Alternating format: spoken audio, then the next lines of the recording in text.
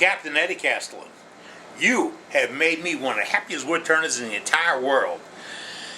This past weekend we introduced www.worldwidewoodturners.com, and it is an internet-based woodturning club for you. Here's the better part. It was created by you. It'll be hosted by you. It'll be sponsored by, well, nobody, really, because it's all about you. That's right. We're going to create a wood-turning club where we can all get together and share our ideas. There are no rules about you got to belong to this club or that club, or buy this magazine or that magazine, or wear this shirt or that shirt. And oh yeah, secret handshake, it's right here. You see it? Can you see it? Can you see it? We're not going to have a secret handshake.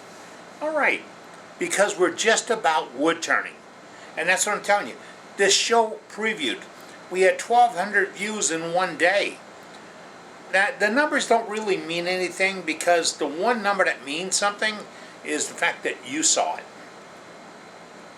That's what means something to us. You saw the show. And you've given me back feedback. I mean, I've got tons and tons of notes to go through. Things coming back about, why don't you do this, why don't you do that? Well, let me ask you something.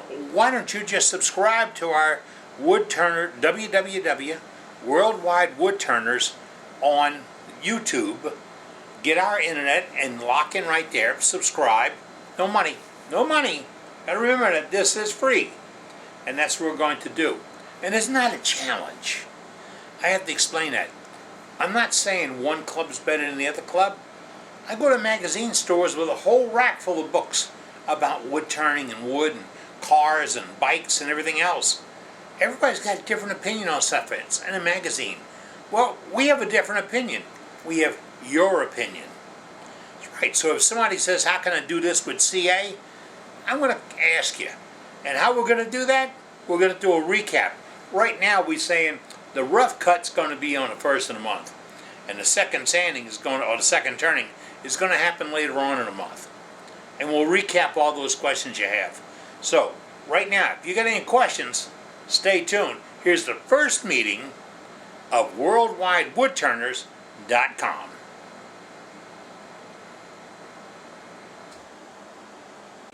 Yep.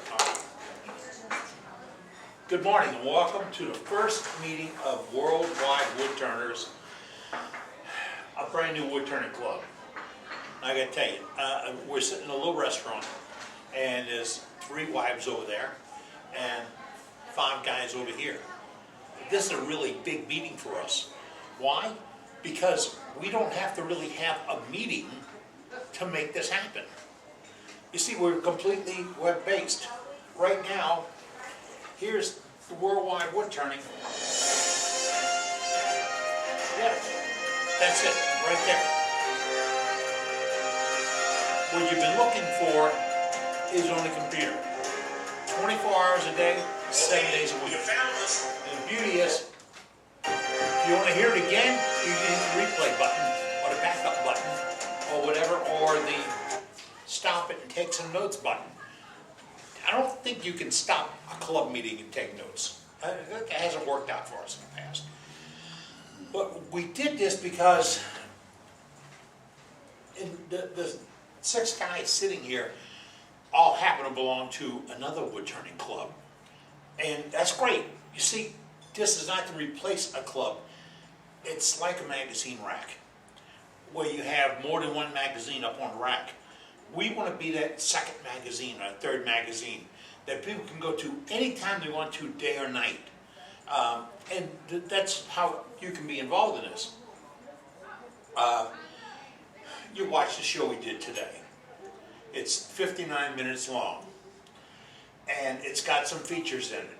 It's got some tips, some tricks, a lot of talking from a little fat guy in there, but all that other stuff is in there.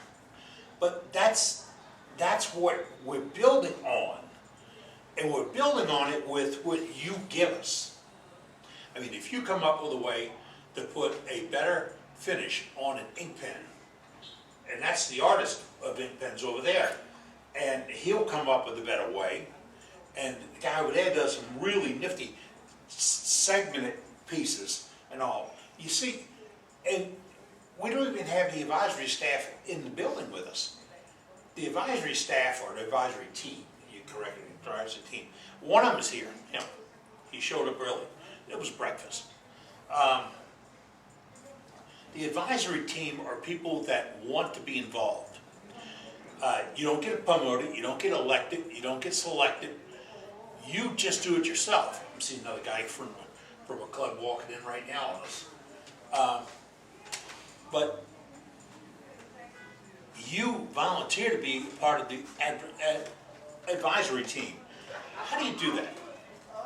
You see something we did, or we didn't do, you like, or you don't like. We didn't do something you want. We did too much of what you don't want. A criticism, a comment, a plus, a minus, it doesn't matter what it is. You, all y'all, drive the bus. Everybody does. My job is don't let it run off the road. That's all I'm going to do. It won't be dictated by, oh, I don't like to do baseball bats. He loves to do baseball bats. I'm afraid of putting weaponry in the hands of my wife. That's big. You know, you got to think about it. But people want to do things and want to share things. I want to give everybody ability. So if you want to share something that's came up that is, you figured out a way to hold the bowl without a jam chuck, or hold the bowl with a scroll chuck, or hold the bowl on a faceplate with a modified jam chuck. I mean, we've all seen these people on, was it Russia, that do this turning, and they're using a jam chuck and an 80-pound block of wood to go back into it. Yeah, that's right, no tailstock, and they cut stuff out of it. How are they doing that? What's the art to it? What's the purpose of it?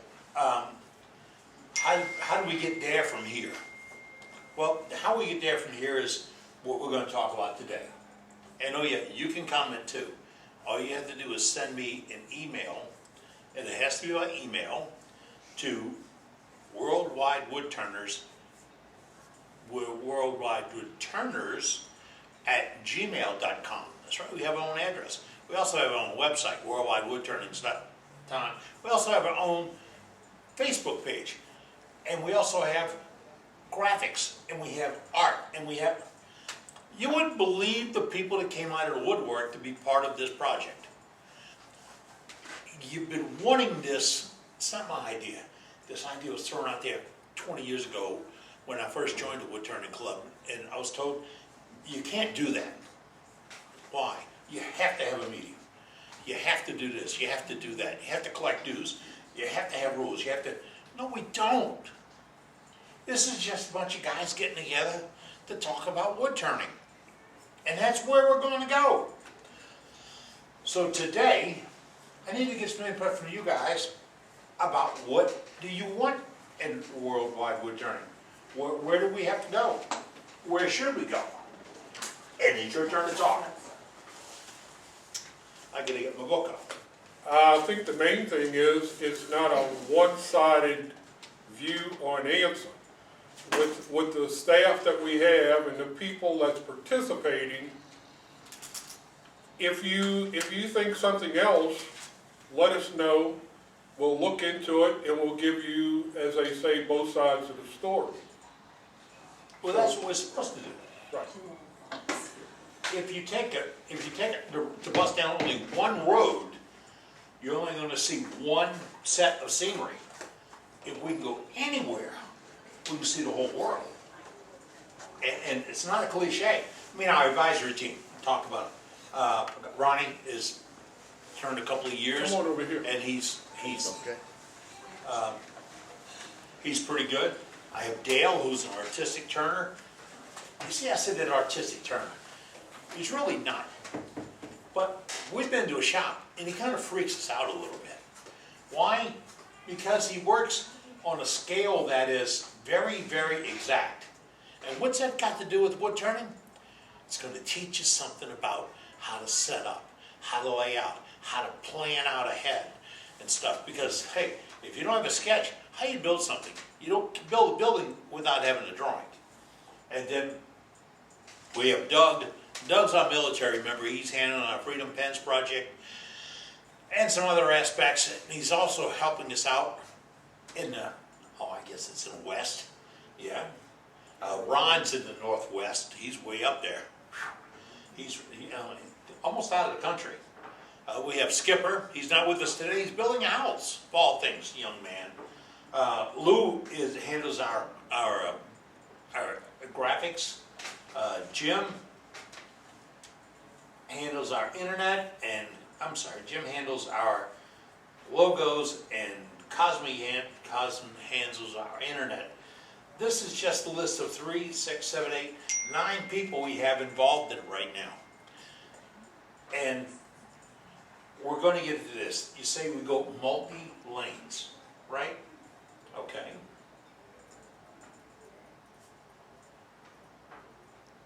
And input, you got to talk. No input. Tom? And I'm just a novice in wood turning. Education. But watching other people on the internet, YouTube, and having Ron come over to my house and watching him turn helps me. So going on to watching other people on the internet is going to help me and, of course, other people. I'm going to add to that because sometimes you be watching that YouTube thing, and I've gotten a call from a good friend who said, you got to watch this because we can't figure out how this guy is still alive. You know? Yes. Because they will replay the piece coming off hitting him in the head or making do. We don't want to teach anybody a bad habit. Right. That's going to be really strict about that. So I think one of the scariest things in wood turning is don't have any catch. When you're inside a bowl and you're trying to finesse that tool and it just grabs and throws everything. Sometimes a bowl just flies apart on you and it's scary. And until you can watch all the YouTubes you want to watch, or watch anybody turning, I'll watch you turn. It's until you get that tool in your hand and you're able to finesse it. I'm going to say finesse it. But it's just getting that touch to learn how to turn. but you have to understand what's happening in there. You said when you're inside a bowl. You were at a demo with us 10 years ago where a guy, crazy man, cut the side off a bowl, put a light on his turning tool, we synced the camera with the turning tool and could see the cutter working inside the bowl at a base. Yep, I remember that one. Yeah, we're going to do that again because I've got a video on that already. But until you can appreciate that, we were all talking, telling lies a little while ago. Until you can appreciate what's happening in there and what that tool is actually doing, how can you control it? So that's part of what our mission is. We have to talk more about technique. I don't care about art. I don't like any of the stuff you turn, really, you know? Thank You know, but you get that. Art is here. It'll be older. It's all coming out of here though, so we're gonna put some in here. He was talking a few minutes ago about catches and a bowl coming off. The other day, I downloaded an app, and it figures out how fast something is turning in front of you. And I figured out a 12-inch bowl turning at 3,000 RPMs it's in a rate of 60 miles an hour when you present that tool to them. That's scary. Will that make you blink, won't it? Right. It would. But that's one of our challenges. I believe is to explain to these folks that what you might see somebody else doing may not be a good thing. until the outlaw being an idiot, we're gonna have idiots.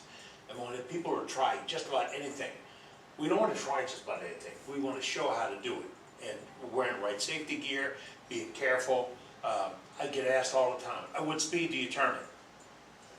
I don't really go by the numbers. I turn it up until it feels right, turning smooth, and I get a good cut. And that's where I go. I don't say, well, it says 1600, and I'm at 1240. Maybe I should go up vibration in the lathe, everything. The wood's talking back to me. So we want to explain more about what is actually happening in that shop and what's happening at that time, especially to new turners. And we talk new turners, we'll talk about old guys, okay? Richard, what would you like to see? Any tips, jigs, anything that people come up with that help make their turning easier, or, that they're using and such, because those are always helpful. Everybody has some thing that they use to make what they're doing, to make it easier. Whether it's in the prep, i.e. cutting out pen blanks, tiny little pieces and glue them together and so forth, but anything that they come up with. You see it a lot in wood magazines, the first few pages. This guy has built a jig to do this, and this guy has, this to store this over here. Yeah. Snitsy, I had people come into my shop and say, why do you have toilet paper hanging there? It's a useful tool. Right. And if the wife doesn't get you sailing out of the bathroom, you're all right. Exactly. I mean, I got a dust cloth I was turning this morning, and I use this whenever I'm done and wipe the dust off before I put a finish on it. It's still carrying it. Right. All right. I guess I came and I want to be able to participate. I want to give you whatever we can to club. I feel like we're regionally bound. We all go to SWAT, we see other things and all, but we still come back to our little group and get caught up in 4 or 5 things. Hopefully, like Richard, I'd like to see a lot of new tricks and trade type stuff. Anywhere from years ago, I picked it up from you. Rare earth magnets. My God, I use them everywhere now. And I am serious. I've got sanding racks that hold my sandpaper that stick to my lathe that I can take off and put on the wall when I don't need them. But it's just a handy gadget.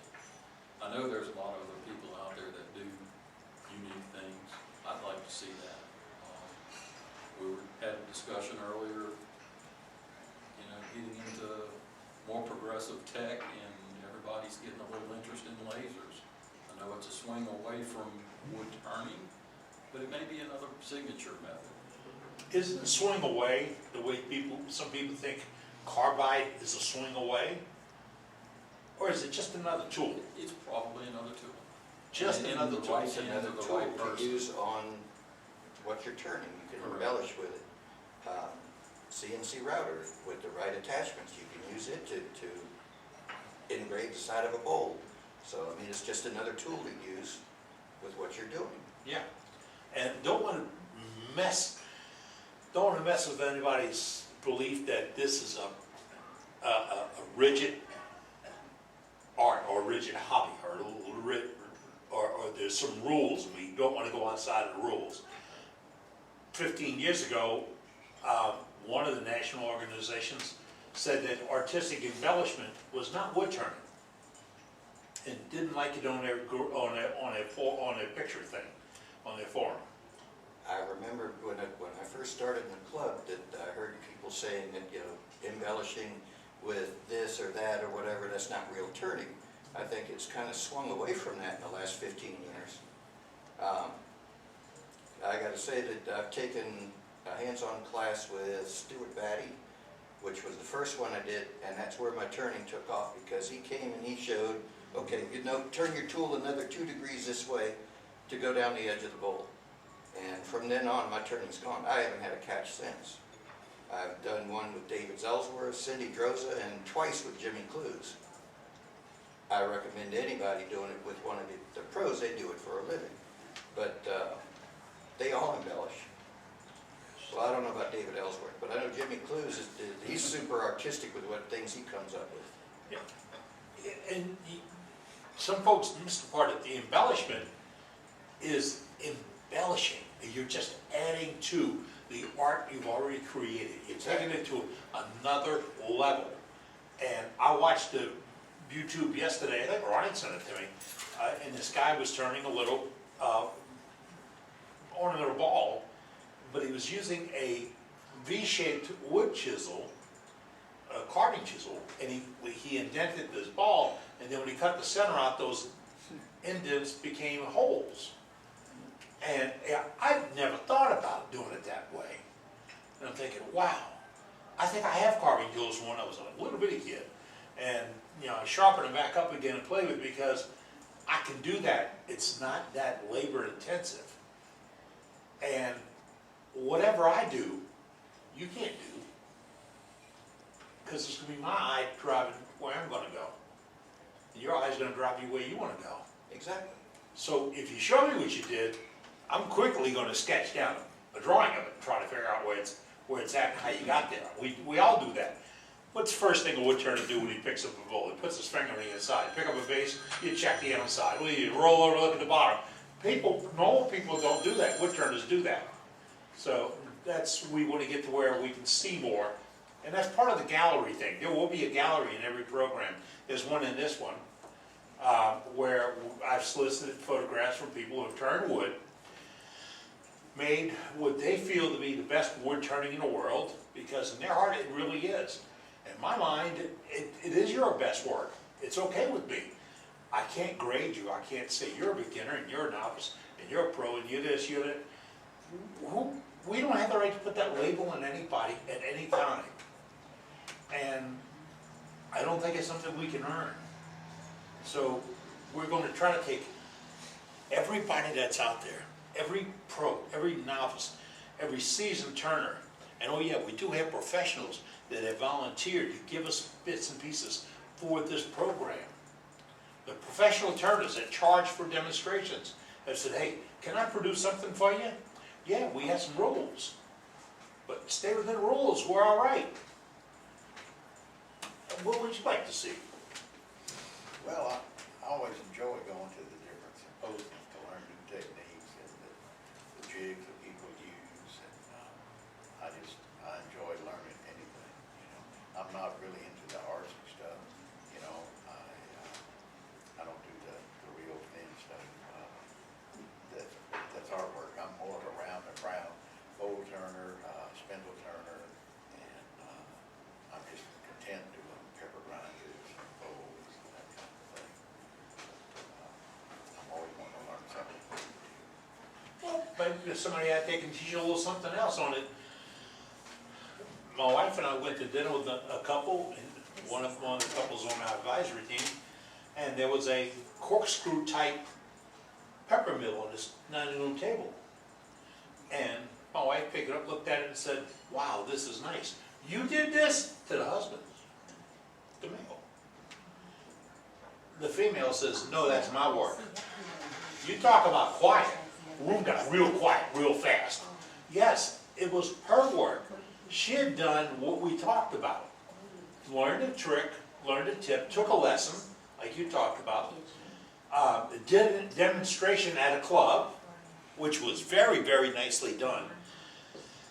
Took input from the club and said, well, you know, when I did this one, I did change to that round file rather than the other one, and to make those ridges more uniform. You know, here, they were doing a demonstration but taking tips from us, because we were in the audience being a peanut gallery, and that's what your job is out there. You're the peanut gallery. So if he's a round and brown bowl turner, which is a great description of it, and you like to do utility bowls, I had a call yesterday from a guy that said, I want to do a utility bowl, I want to put fruit in it, put it on a table, but I don't want the chemical reaction of the finish. What can I do? Well, I'm going to throw it out to the advisory team, and I'm going to get all the input I can, and then I'm going to throw it out there in front of everybody when we have this recap. We're talking recap. Recap is not the way we're gonna go. The first program of the month is to be called the rough in. Unless somebody changes it, it's gonna be the rough in. We're gonna rough in the program for the month. We're gonna put the program out there and show you tips, hints, tricks, at least 2 turning projects that we can, and things like that we grow on. And then we're gonna do a second turning. The second turning happens 2 weeks later, and that gives us time for you to get involved in what's happening and tell us what we missed, screwed up on, need to know, should have known, or got totally wrong. It's all right. That's what it's for.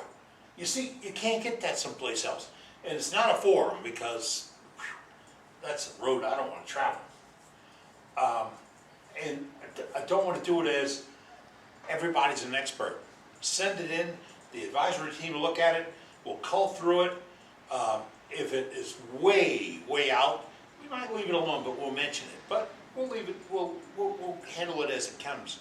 But the thing is, if I got your idea on how to do a round and brown bowl to put fruit in on a kitchen table, I'm better off than if I guess at it. Wouldn't it? I mean, that's what we're looking for. Now, you do segmented work. Yes. You're the segment king, I believe. Been called so. Yeah, I think he likes to be called that, yes. There are a lot of people afraid of segments because they can't understand the math. They're afraid of what's right there in front of them. And I saw a demonstration at SWAT this year. Did you see Andy Chin at SWAT this year? And he explained his sled. And he purposely cut pieces 5 degrees off of the angle that really looked bad, because you couldn't get a line going through the piece when you different colored segments. You'd see it, and you said, "Well, how in the hell did he do that?" Because his sled was telling him what the master angle was, and he adjusted the master angle to a common angle. You know, a lot of times you start explaining to somebody and they're completely lost. That's why we're going to go where you go and have the teacher show us what's the common and how you get there and how you stay there. Look, getting there is nothing. I can get there one time. Going back, that might not happen. But how do you do a segment, and why segments? You got a source of scrap material? You want to make a Corian bowl? You can't afford that Corian, but you can get that in edge rips. Yeah, and where do you get the edge rips? We help you with that too. And cutouts, sink cutouts and all that. You see, those parts and pieces right there, you go get them, and we're going to try to show you what to do with them, how to grow with them, how to finish them. Finishing is a big part of this world. What do you use for a finish, 9 out of 10 times? Super glue. Super glue. Sticky stuff. Yep. All right. Works out for you. On pins, use very thin, and on most bowls now and boxes, I do mostly boxes, is the Parfix, the slow setting. And then I use the polisher to polish it back up. That's right. That, 10 years ago, that wasn't even a technique. No. I saw a demo at a place, and that's how we grow. That's how we will grow. Is somebody did a demo showing the good, the bad, the ugly. Yeah, before that, I did that, I used tongue oil. Yeah. That was mostly what I used. I like shellac. It's shellac. Shellac. Fan of shellac. First coat, put on, and then I go with a lacquer finish on top of it, majority of times. Yeah. But each their own. Mhm. I mean, you just learn as you go. Yeah. You say you're using Parafix. It's Parfix for finishes on bowls because it is a thicker product. It gels slower, or congeal slower? Would it be a good put it? That would be a good way to put it. Yeah, okay. It's not like, I mean, thin is that fast, or even faster. And if you do this one, you have a chance to work it a little bit. Yep. And then when it does, you do accelerate it a little bit and it sets up, you can polish it like plastic. Exactly. And you get a super gloss finish on it, and that's what attracts the eye. Yeah. Now, if you don't want the super gloss finish, you can always do that finish and then take a Scotch-Brite. Yep. It's not Scotch-Brite, Brillo, 3M Brillo pad in different grades, and re-scuff it, because the brilliance is coming through the transparency of the finish. So you knock down the transparency, you won't get the reflection from it, but you'll still get the color of the woods come through. That's another thing we want to target is, you turn something and it looks rough, like you turn something you think you need a brick to sand it with. You know, what's wrong with this wood? It's not always the wood. It's what you're doing to the wood. You said you went to a class with Jimmy Clues. Yes, twice. Twice. Did he show you how to present the tool to get a slice? Yes, Were you slicing before? sometimes. Ah, honest. See, honesty does pay off. Sometimes. Maybe an Sometimes. accident. Accident mostly. Then once he showed the tool angle and where the bevel is, and to get the correct tool angle, how to present it to the wood. So you no longer wind up with a rough cut or a lot of tear out, and you actually slice the wood. It also depends the direction. So if you're going against the grain, then your tool angle's not proper, or you get lots of tear out. And it fights you. So instead of going that direction, turn around and come the other way with a different tool, different bevel, different angle, and you get a much cleaner slice. And how many folks will say, I can't do that because I can't do it left-handed? It's only because you haven't tried it left-handed. I guess I'm one of the weird people. I'm right-handed, but I turn left-handed. But I can turn both. Turns left-handed, he's I honest. turn- I You turn go left-handed. one way, and then you turn your tool the other way, Right. and you swap your hands that way. I mean, The best finial turner I know was told he'll never go anywhere because he's left-handed. that's- He goes where the other turners can't go because he's left-handed. Exactly. If you think about how a finial turns, how it's sitting on a spigot, how you're holding it, or you're cutting it, if you're left-handed, you're going downhill all the time. But there are new turners in this world that don't understand uphill and downhill. And really might miss the fact that this will plow wood. It's not gonna give us a great finish, but I can cut wood with this. I can do it with a soup spoon.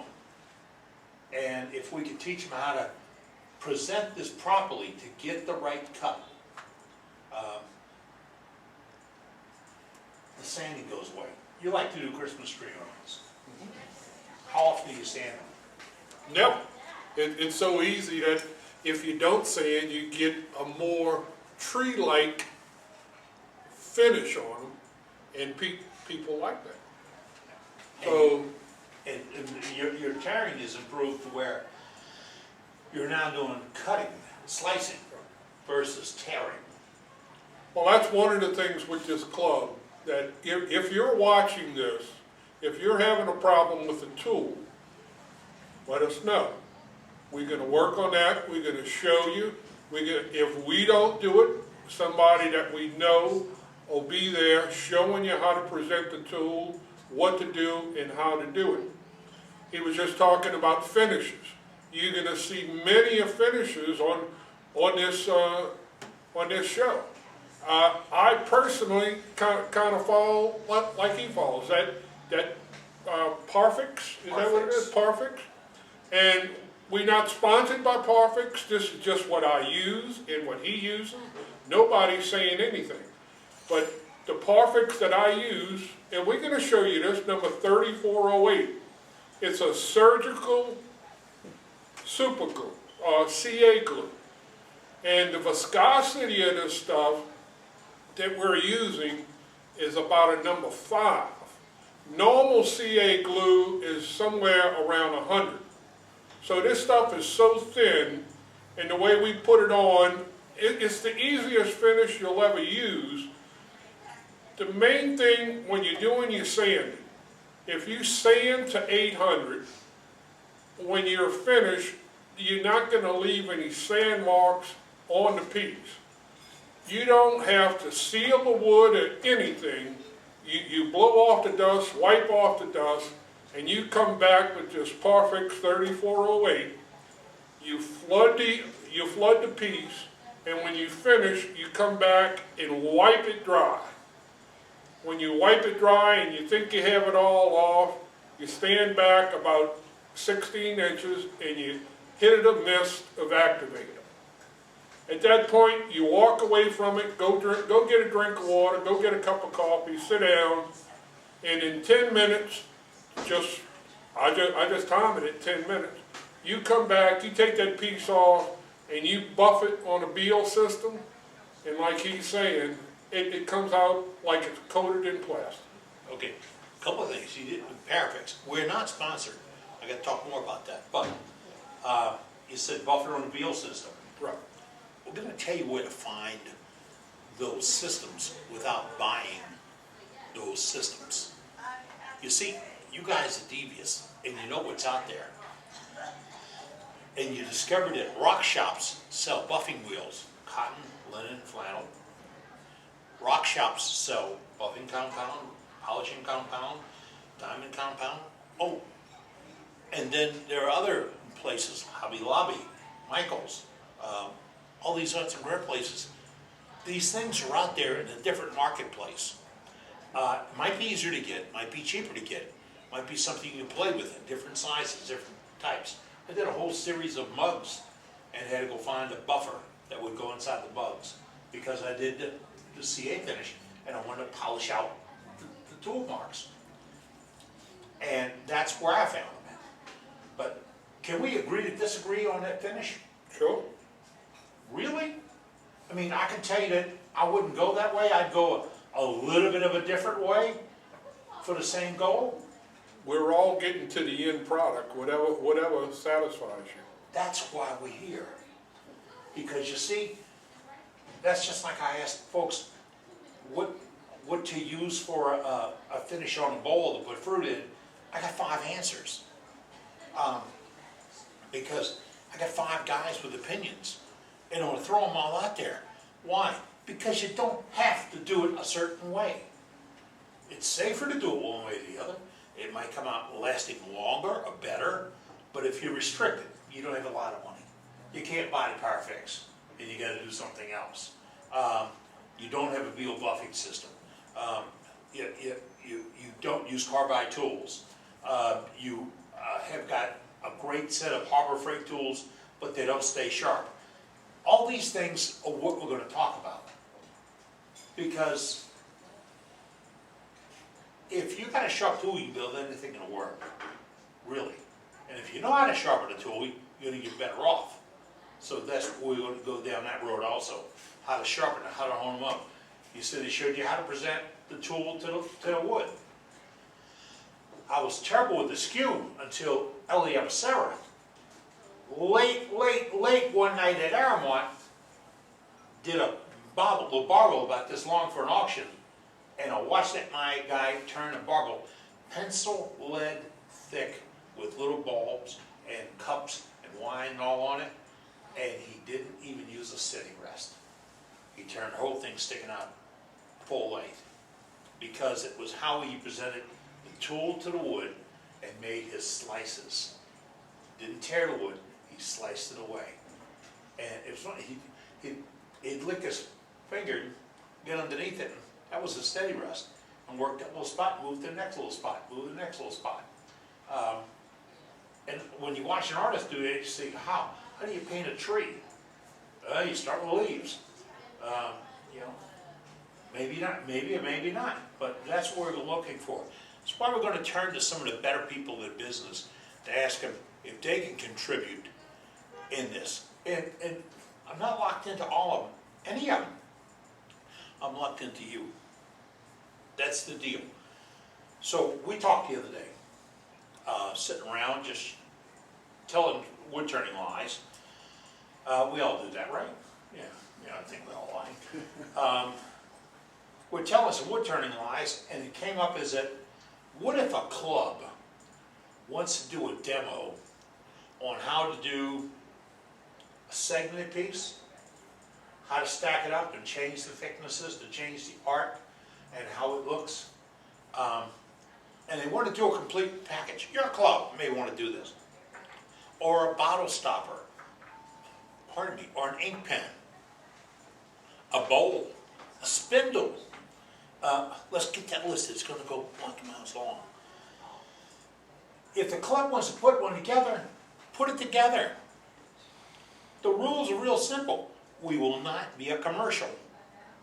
So if you want to get there and show that you're using a JRB 1211-9 jig to do this, that's okay.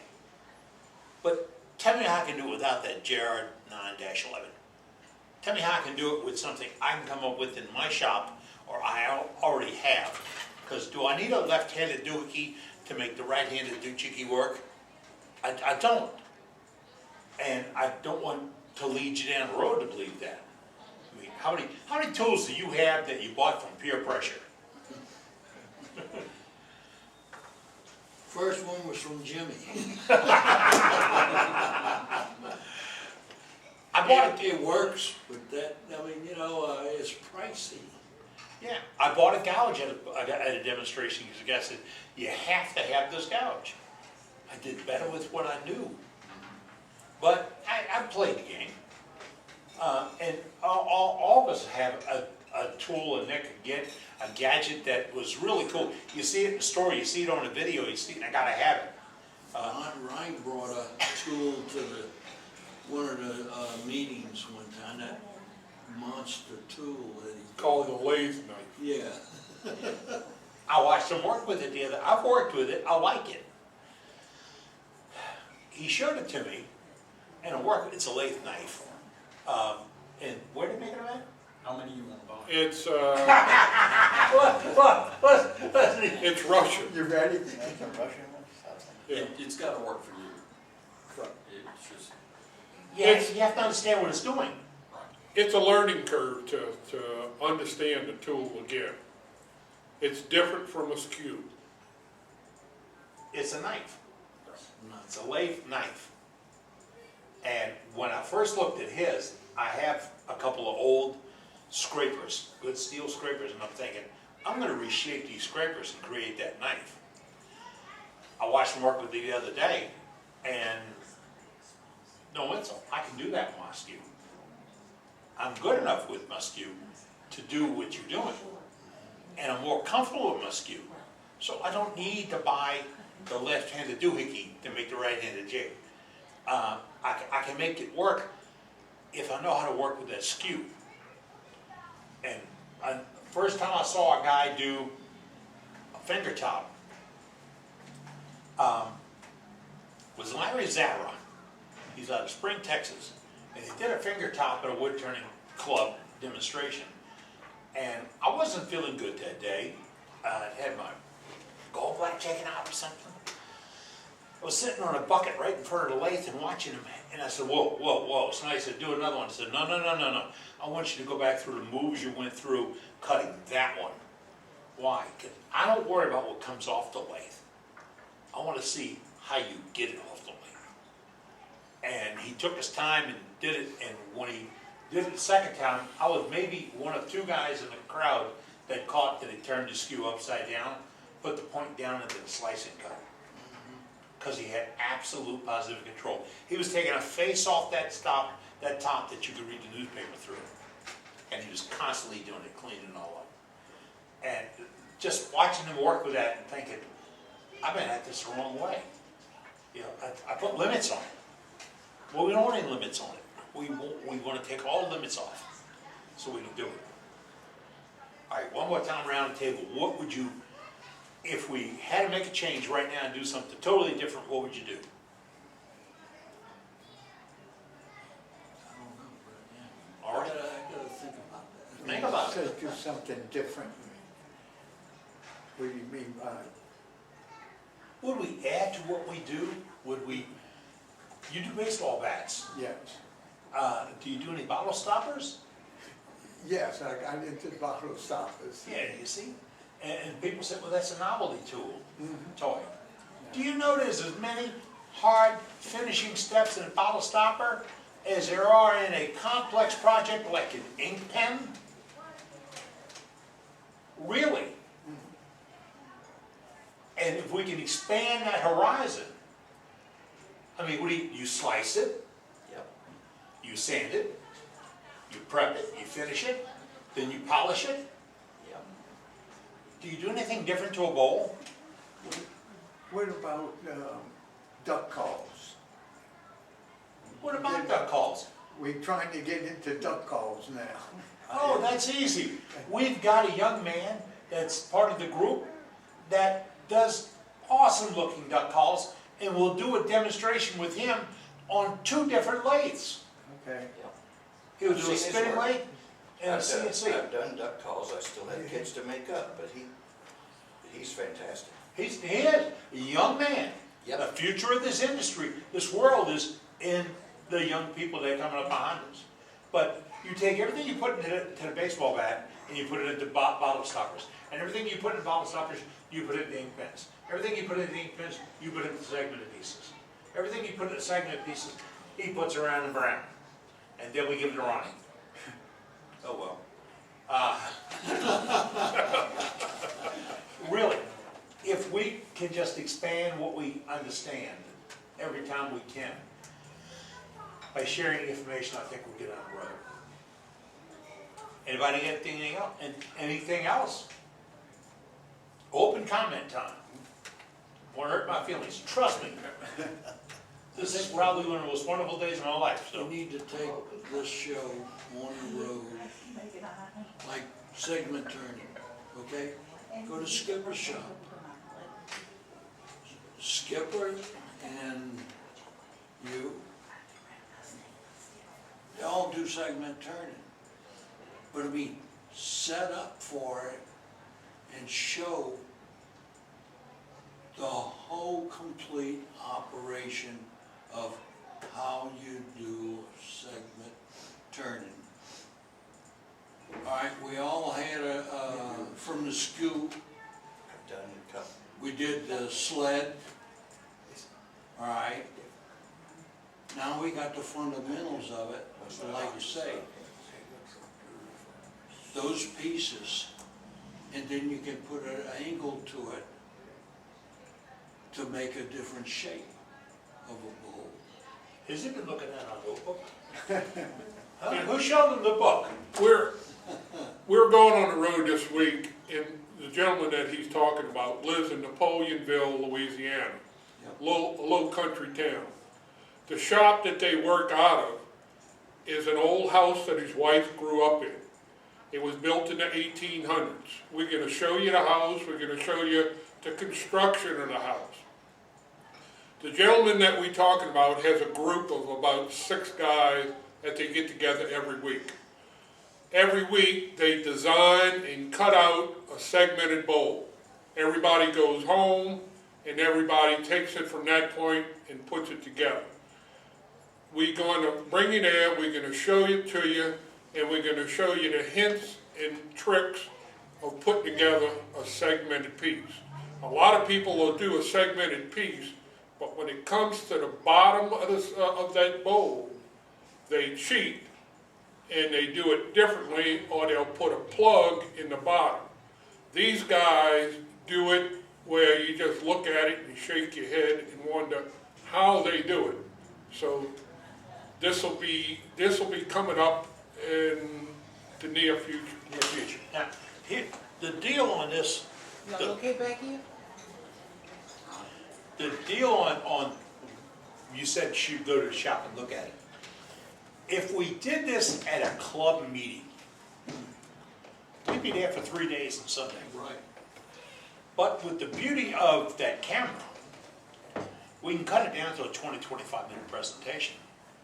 And we show you how the sled was made, what the layout is. That could be a tip or a hint. And then how to use it, what saw blade to use. See, you didn't think about that. What saw blade you use will make a big difference. How much give and take do you have, and how do you lay it out? When you glue it together, how do you hold it together? Who's the guy that does a lot of segment work? He was at SWAT this year. He did something with the pin turners back there. But he doesn't use clamps, he used rubber bands. Right. Malcolm, yeah. Rubber bands, box full of rubber bands, put it on there. Why? It worked. His work is art, world-known art. But those are tips we can share with you. But you know what? You can't squeeze a gap out. You can't do that. I thought I could. I turn a piece of segments, squeeze all the gaps out, put it on a shelf, and a year later, here, pow, across the room, and it fell apart. Because wood does what wood does best, moves. And all of a sudden, that little line of glue wasn't enough to keep it held back. I remember one of our granddaughters crying because she thought she broke the bowl. You know, no, you didn't. It just broke. Don't worry. Oh, what happened? You know, they thought maybe they moved something and it fell over. No, God took over. It broke. So we're going to do just what you asked, but not just for segments. We have to do the same thing for turning an ink pen. Because ink pens are something, this is one a troop made for me in a return for a Freedom pen. When he got back, he made one. You got one that's turned in. The one we're using to sign in today's turned. The ones that are clipped in my book are turned. People do this. It's a club. Yeah, they get all over the place. We always carry a pen that we That's right. made. And suppose you can make one out of a no kit, the 12-cent pen kit thing. Put that out 10 years ago on the internet. And it's seen like a million times because, wow, you can do that? Yes. But now we refined it because of you.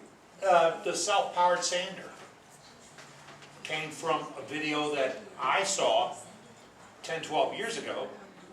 I made one, showed it, and then I had a guy in Kingsland, Texas, tell me how to make it better.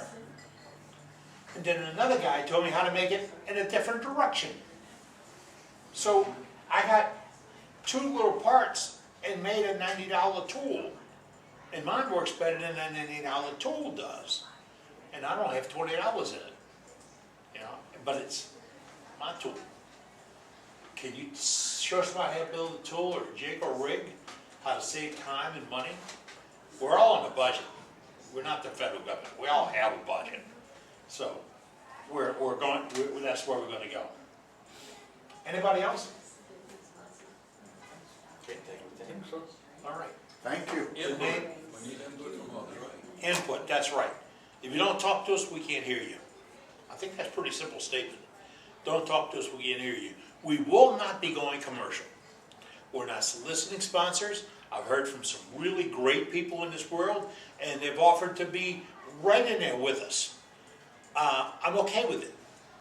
We might be dating, but we're not real serious, okay? Which means I'm not going to get married to somebody to promote a brand of chuck or a lathe or a tool or a finish or a shoe or sunglasses or a hat or a car or whatever. Don't want to do that. What I want is what you have right there.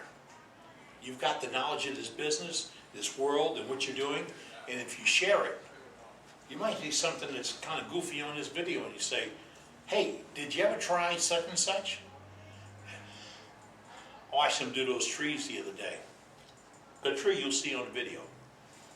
And immediately said, hey, you ever think about sprinkling a little glue and sprinkle a little, what was that, glitter? Glitter, and he wanted to run me out the shop. Why? Because he had it down to a brain dead little project he could do that he liked. He said, now I got to worry about spray glue and glitter, you know. But you know what?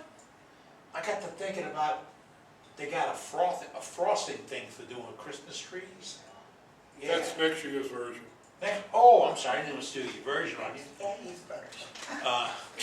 But it's things you can do like that to improve it, move it on one more step. Say you come up with that. You videotape it. Doesn't have to be high quality. Doesn't have to be 4K and all these numbers. All of that you can do with your cell phone. Videotape what you have, send it to us at the email address, and then we'll take a look at it. If we can dub it over and put it into the program, we'll put a voiceover and explain what you're talking about. If you want to explain what you're talking about, I can be there. But that's what this is. You see, I just made you host. You came in as a member, and you became a host. And we can move you all the way up the line to top demonstrator if you like. In fact, we can get you on the advisory team. That can happen just any moment now, because it's your wood turning club. Remember that. The whole thing is your wood turning club. I didn't get a rule book. I didn't get guidelines. I don't have things, really I don't have things I can't talk about. Because he doesn't. I can't restrict him. I can't restrict him. Him and him and him and you. I can't restrict you. I don't want to. I want to get all that feedback. That's what's going to happen right here.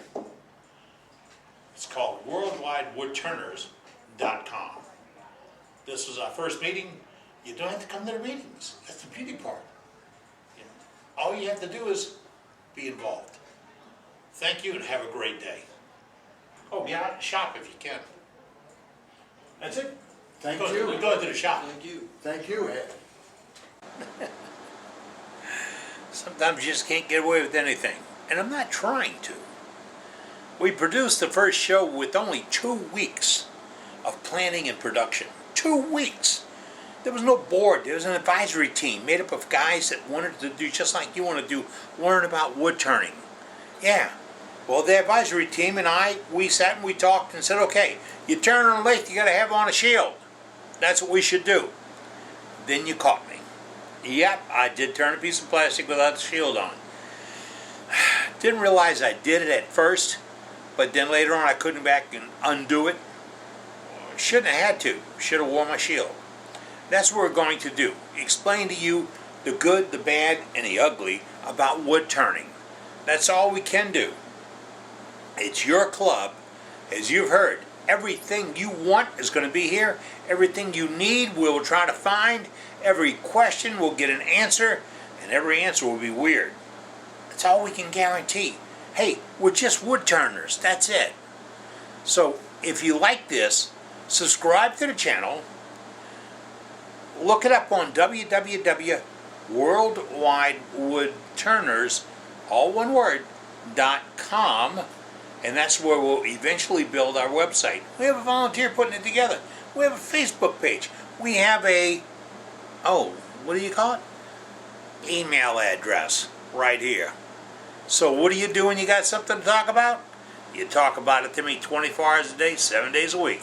Right here on www.worldwidewoodturners.com. Boy, you made me happy. You really made me happy. This works. I think we got something going here.